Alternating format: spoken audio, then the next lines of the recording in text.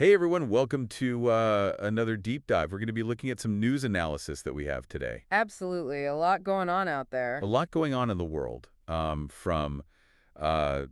we've got U.S. politics, we've got international relations, Yeah, all sorts of stuff going on. it's a busy week.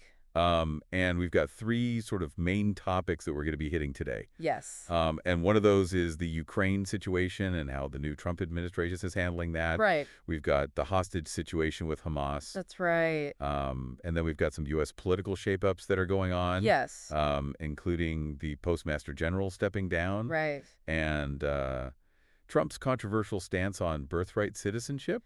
Yeah, that's certainly causing some waves. So there's a lot going on, Absolutely. and a lot of maybe surprising and perhaps even alarming developments in there, especially when it comes to Trump's approach to foreign policy, Right. It's definitely been a Its departure. from previous administrations in terms of approach and style.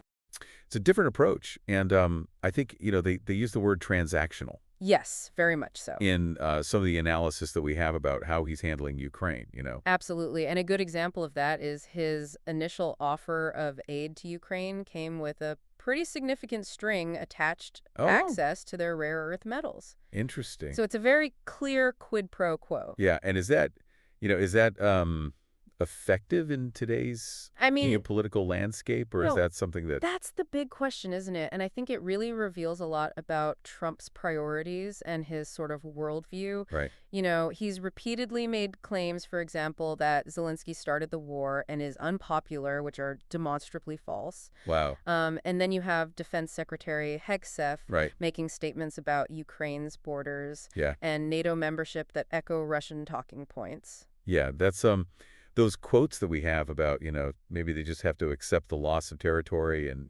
Right, and sort of questioning the U.S.'s commitment to NATO. Yeah. That raised a lot of eyebrows in European capitals. Yeah, it sounds like, are we playing into Putin's hands here? Well, some foreign policy analysts are saying exactly that. Dripping. Foreign Policy magazine recently published an article comparing Putin to a chess grandmaster, Wow. playing a Lenin an amateur, with Oh, Trump being the amateur. okay. They argue that Putin is exploiting Trump's impulsiveness, Right. his desire for quick victories, and strategically outmaneuvering him at every turn. Yeah, I Seem mean, pretty especially if we start withdrawing from NATO. right, which is a real The positive. EU's noticing this. Oh, absolutely. They're In taking fact, steps. they're going to have a summit. Yes, they're organizing a summit to discuss potential actions if the U.S. does indeed reduce its support for Ukraine, Okay. potentially going so far as direct military involvement. Wow. So they're definitely not taking this lightly. That would totally shift the Absolutely. whole And power within dynamic. my agenda. Yeah, so that's a lot to unpack there. It is. But let's maybe switch gears a little bit and talk about this recent prisoner swap involving Mark Fogel, the teacher, Right. and Alexander Vinnick, who is a criminal.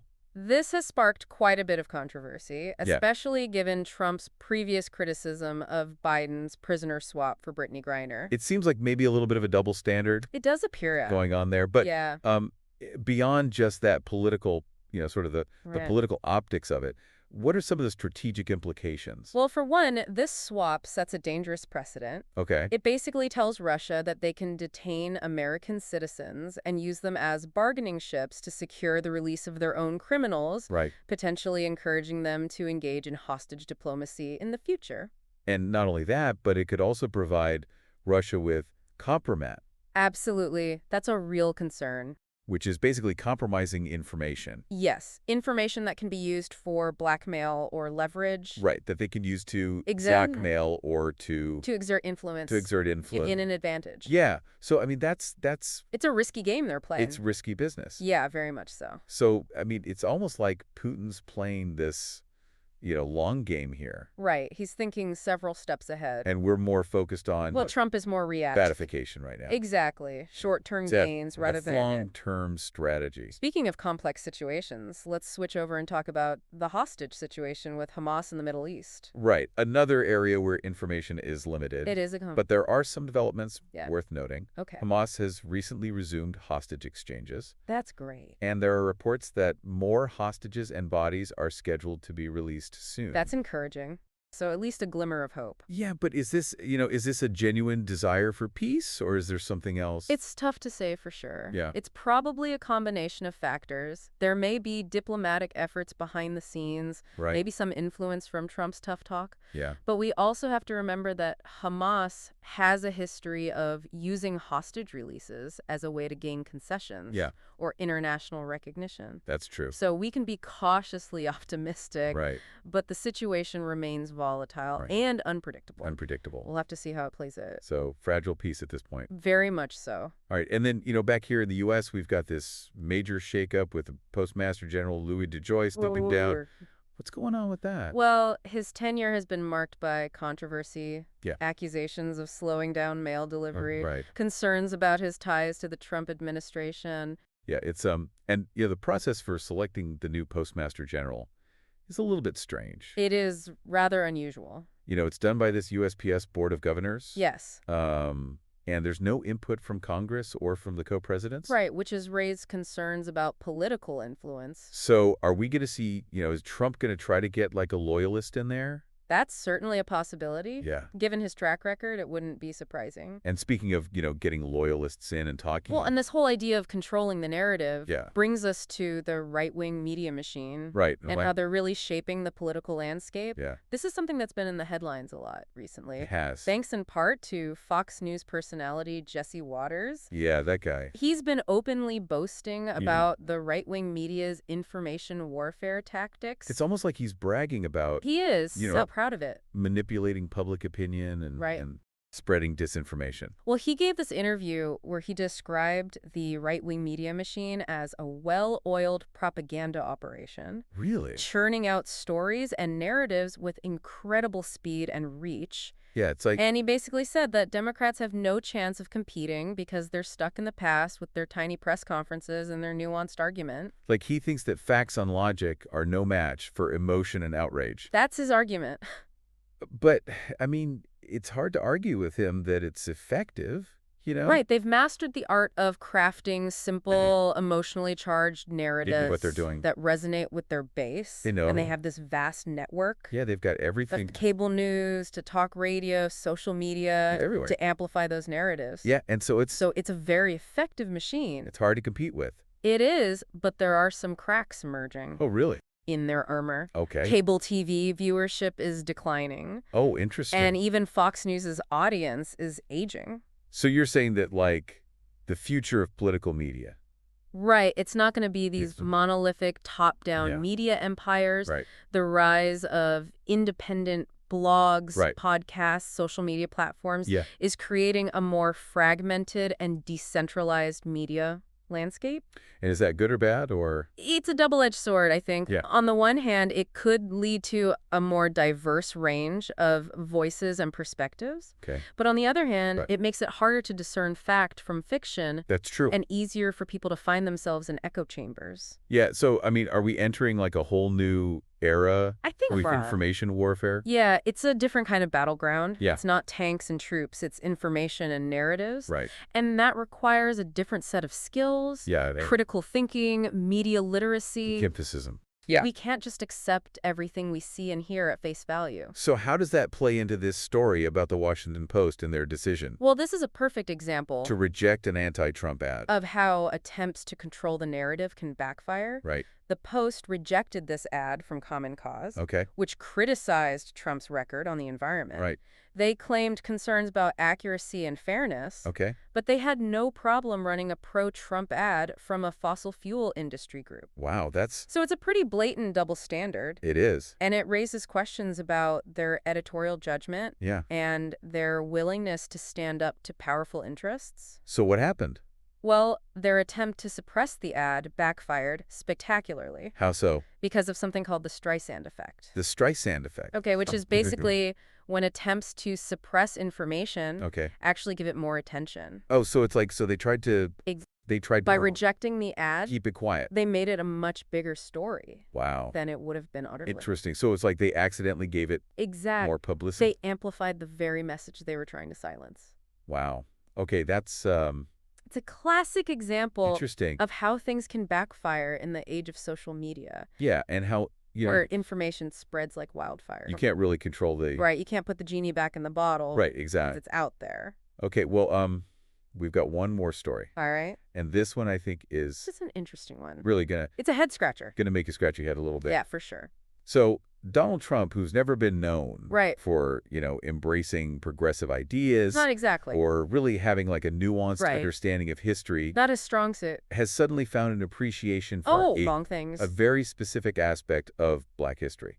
Right, this is unexpected. The 14th Amendment? The 14th Amendment, wow. And you're never going to guess why. Okay, I'm intrigued. He's all about this 14th Amendment. Lay it on me. Because he wants to restrict birthright citizenship. Ah, I see where this is going. So the 14th Amendment was adopted after the Civil War. Yes. And it granted citizenship. To all persons born. To all persons born in the United States. Or naturalized. Or naturalized in the United States, including formerly enslaved people. A landmark achievement. Right, so it was this huge step forward. Absolutely. In civil rights. Cornerstone of equality. And, making sure that everybody was equal under the law. Precisely. But now Trump is trying to argue... Here's the twist. That it was never intended to grant citizenship to the children of undocumented immigrants. Okay, so he's basically saying... He's saying it only applied... It was only meant for... To the formerly enslaved... Formerly enslaved people. And their descendants. Interesting interpretation. Yeah, it's not one shared by most legal scholars. Yeah, so, I mean... The text of the amendment is pretty clear. I would think so. It says, all persons born or naturalized in the United States... Yeah, that's it. And subject to the jurisdiction thereof...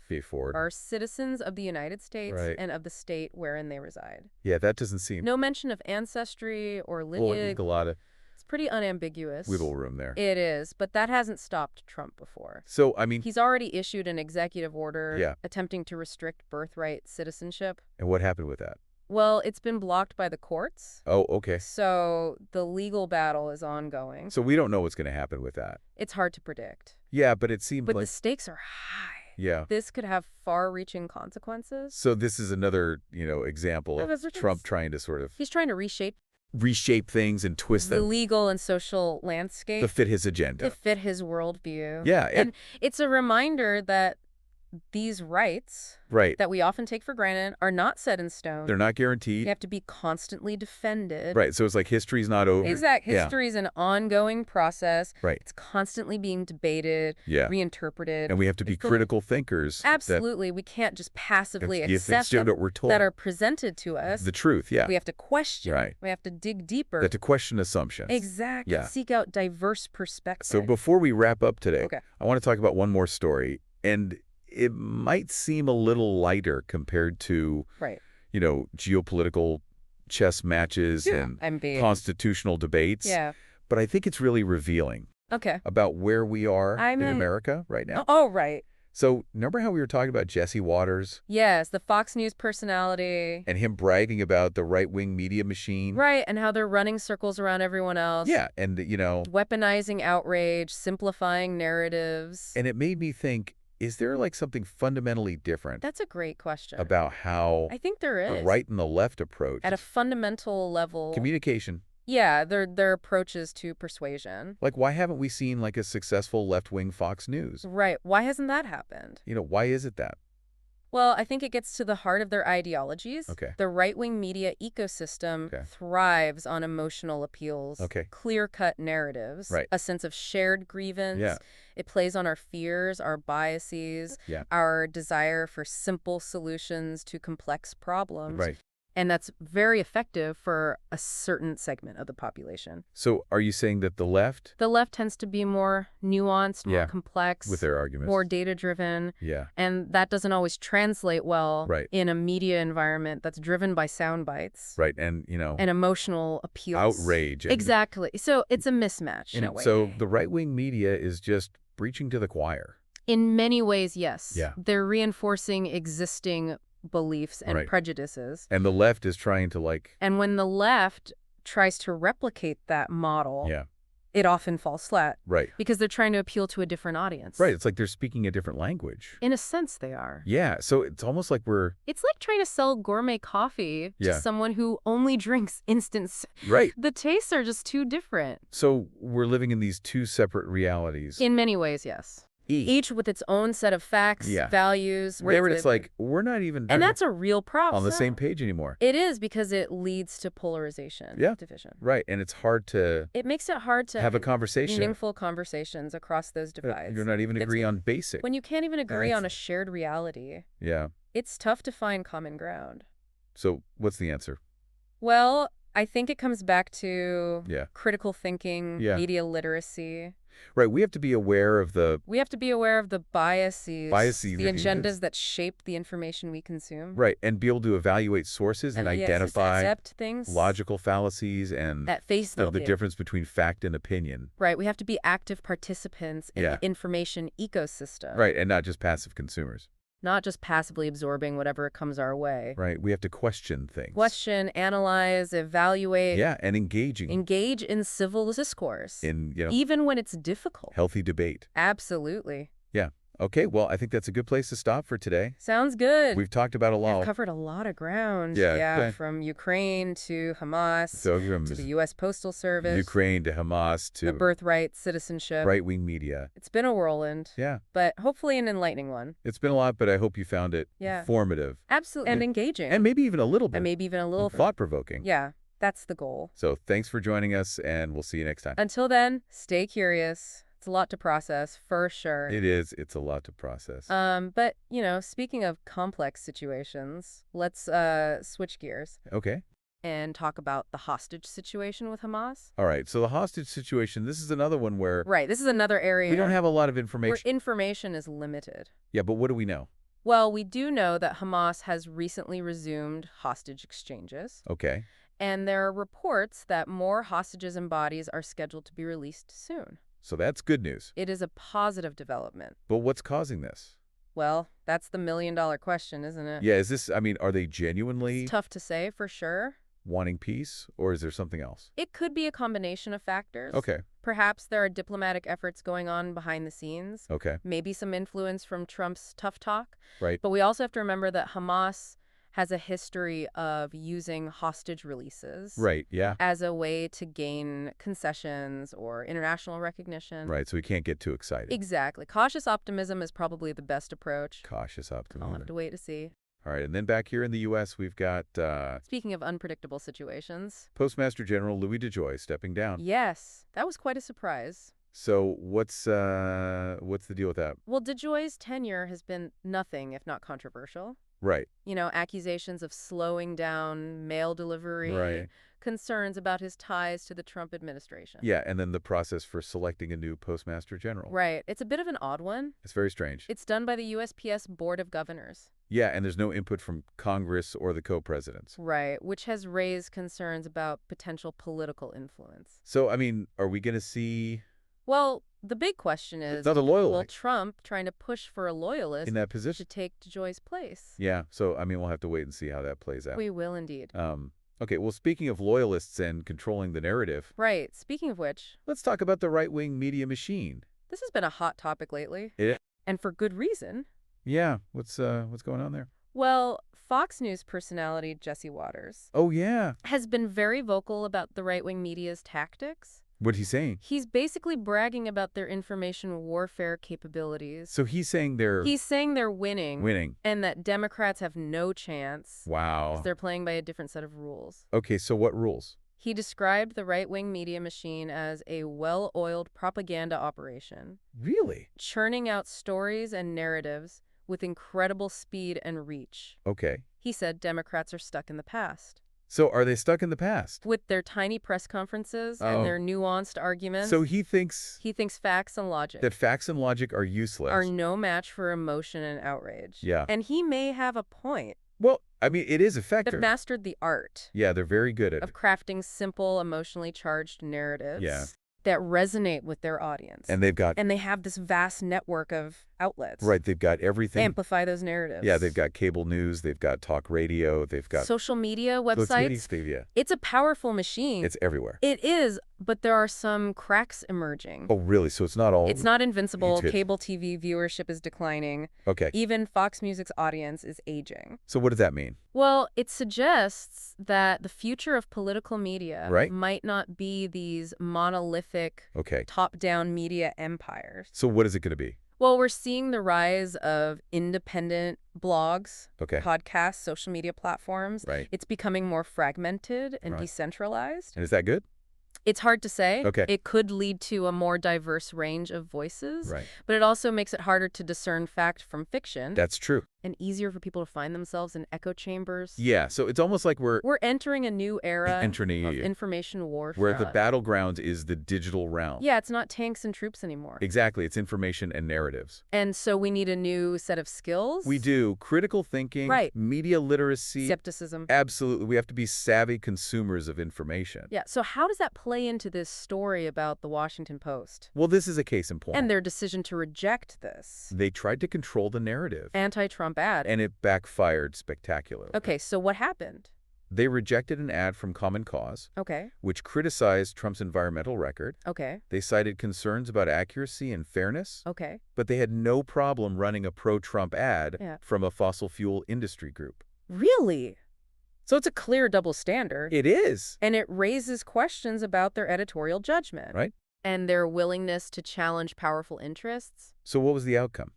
Well, their attempt to suppress the ad actually gave it more attention. Oh, so it backfired. Thanks to the Streisand effect. Okay, the Streisand effect. It's a phenomenon where attempts to suppress information end up giving it more exposure. So they basically, by trying to keep it quiet, they made it a bigger deal. They amplified it. Wow, that's a classic example fascinating. of how things can backfire in the age of social media. Yeah, it's like you can't control the flow of information. The information anymore. Not in the way you used to. Right. It's a different game now. Yeah. Okay, well, we have one more story. All right, hit me with it. And this one I think is just going to... I'm ready for anything at this point. When you scratch your head. Okay, let's hear it. So Donald Trump... And all people. You know, he's never really been known for... Not exactly a champion. Embracing progressive ideas. Progressive causes. Right, or really having like a nuanced understanding. Yeah, not really known for his nuance. Of history. Right. But he has found a newfound appreciation. This I gotta hear. For a specific aspect of Black history. All right, I'm all ears. The 14th Amendment. The 14th Amendment, okay. And you'll never guess why. I'm sure you're gonna tell me. It's because he wants to restrict birthright citizenship. I see. So the 14th Amendment was adopted. Right, after the Civil War. After the Civil War. A pivotal moment in American history. And it granted citizenship to all persons born. Yeah, to all persons born. Or naturalized. In the United States. In the United States, including formerly enslaved people. A landmark achievement. Right. It was in the fight for equality. Huge. It was this huge step forward for civil rights. A cornerstone of our democracy. Of equality. Yeah. But now Trump is arguing that this was never intended. Here we go. To grant citizenship. Okay, so he's saying... To the children of undocumented immigrants. It was only meant for... He's saying it was only meant for the... Formerly enslaved people. Formerly enslaved people and their descendants. Interesting interpretation. Right. And most legal scholars are like... Most legal scholars would disagree. That's not what it says. The text is pretty clear. Yeah. All persons born or naturalized in the United States. Yeah, seems pretty... And subject to the jurisdiction thereof. Straightforward. Are citizens of the United States and of the state wherein they reside. Okay, so... No mention of ancestry or lineage. What's going on? Well, Trump has issued an executive order. Okay. Attempting to restrict birthright citizenship. So is that going anywhere? Well, it's been blocked by the courts. Oh, okay. So the legal battle is ongoing. But we don't know... It's hard to predict... What's going to happen. The outcome. Right. But the stakes are high. Yeah, I mean, this could have major implications. This is a big... For immigration policy. And for the future of our country. So it's another example of Trump trying to... He's trying to reshape the legal landscape. The legal and social landscape to fit his own agenda. To fit his worldview. And it's also a reminder that these rights that we often take for granted... Right, we can't take them for granted. ...are not guaranteed. We have to be defended. Right, so history is not over. It's an ongoing struggle. It's an ongoing struggle. We're still fighting for the soul of our nation. Constantly being debated and reinterpreted. We have to be vigilant. Yeah. We have to be critical thinkers. We can't just accept. We can't just blindly accept the narratives that are presented to us. Right. We have to question. We have to question assumptions. Assumptions. Seek out different perspectives. So before we wrap up, I want to talk about one more story. Intrigue. And it might seem a little lighter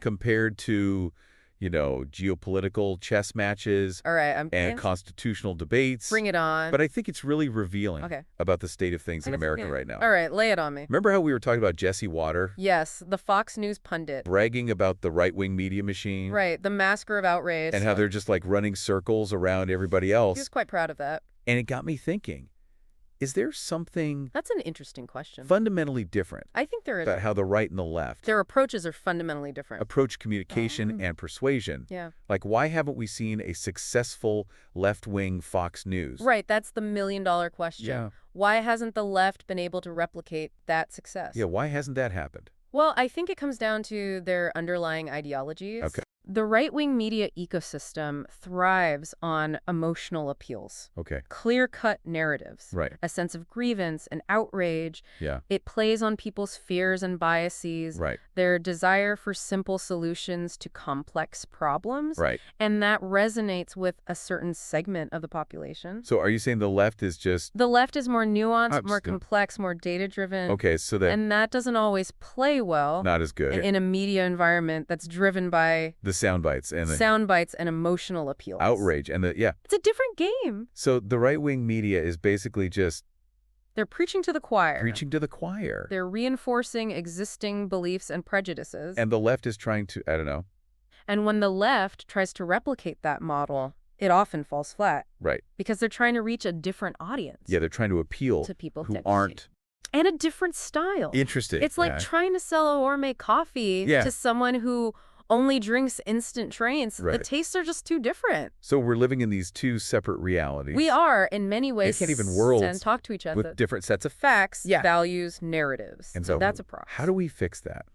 Well, it's a tough one. Yeah. I think it comes back to critical thinking, media literacy. Right. We have to be aware. We have to be aware of our own biases. The biases of the sources we consume. Right. And be able to... And we have to be able to evaluate information. Identify logical fallacies. Like logical fallacies? Distinguish between fact and opinion. Yeah. So basically, we just have to be smarter. We have to be more discerning. Yeah. More critical. More critical. Engage in healthy debate. Absolutely. All right. Well, I think that's a good place to stop for today. Sounds good to me. We've covered a lot of ground. We have, from international relations to domestic politics to the media landscape Ukraine, to the 14th Amendment. Right-wing media.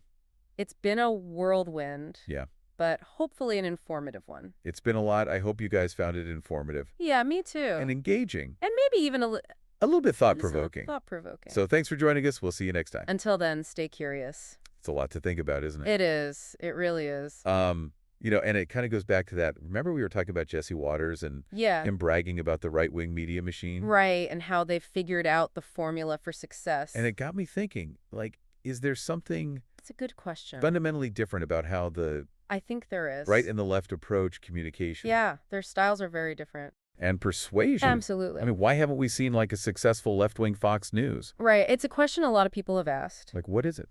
Well, I think it goes back to their core ideologies. Okay. The right-wing media ecosystem is built on emotional appeals, clear-cut narratives, a sense of shared grievance. Yeah. They tap into people's fears, their biases, their desire for simple solutions to complex problems. And that works. And it's very effective for a certain segment of the population. So are you saying that the left is just... The left tends to be more nuanced, more complex, more focused on data and evidence. Okay, and so that's... And that doesn't always translate well to a mass audience. Not as... Especially in today's media environment. Which is driven by sound bites. Right, and, you know... And emotional appeals. The outrage and all that. Exactly. So it's almost like... It's a mismatched style. In a way they are. Yeah, so the right-wing media is just... Preaching to the choir. Preaching to the choir. Reinforcing existing beliefs and prejudices. And the left is trying to... And when the left tries to replicate that... I don't know. It usually backfires. Yeah. Because they're trying to reach a different audience. Right. With a different message and a different approach. So it's like we're living in two separate worlds. Different sets of facts, values. How do we even begin to fix that? That's the challenge, isn't it? Yeah, I mean... I think it starts with... What's the other? Critical thinking, media literacy. We have to be aware of... We have to be aware of our own biases. Our own biases. The biases of the sources we consume. And be able to, like... And we have to be able to evaluate information. The sources. And figure out, identify logical fallacies. Right. Distinguish fact from opinion. So basically we just have to be... We have to be smarter, more discerning. Yeah. More critical. More critical. More engaged. And engage in, like... Civil discourse. Healthy debate. Even when it's hard. Okay, well, that's a great point to end on, I think. It's a good takeaway. You know, we've talked about... We've covered a lot today. A lot today. A lot of complex issues. A lot of challenges. Right-wing media. A lot to think about. It's been a lot. It has. But I hope you found it But hopefully it's been enlightening. And engaging. And maybe even a little bit. Provoking. Yeah, to get those critical thinking skills going. So, thanks for joining us on this deep dive. Thanks for having me. We'll see you next time. Until then, stay curious.